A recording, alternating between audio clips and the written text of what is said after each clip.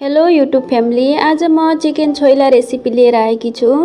यो बनाउन एकदम सजिलो र मिठो हुन्छ र भिडियोलाई लाइक गरिदिनु होला र च्यानललाई सब्स्क्राइब गरिदिनु होला। र अब म यहाँ सर्वप्रथम जिरा पाउडर, धनिया पाउडर, खुर्सानीको धुलो, मसला र बेसारलाई बोनलेस चिकनमा एड गर्छु र म यहाँ स्वादअनुसार नुनलाई पनि एड गर्छु र थोरै कागतीको रस पनि निचोर्छु र यसलाई म राम्रोसँग मिक्स गर्छु। त्यसपछि म तेलमा यसलाई फ्राई गर्दछु।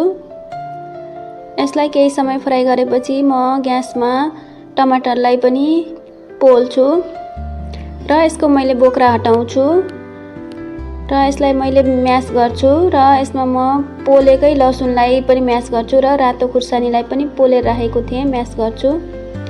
यिनी सबैहरूलाई मैले राम्रोसँग म्याक्स गरेपछि काटेर राखेको प्याजलाई पनि एड गर्दछु। हरियो खुर्सानी पनि एड गर्छु र कागतीको रस पनि निचोर्छु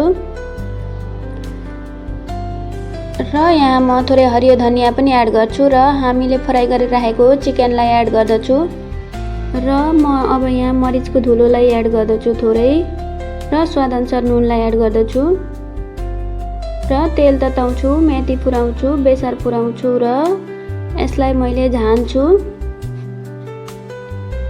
अब म यो सबैलाई राम्रोसँग मिक्स गर्दछु। यसलाई मैले केही समयसम्म राम्रोसँग मिक्स गरिसकेपछि हाम्रो रेसिपी रेडी भइसकेको छ।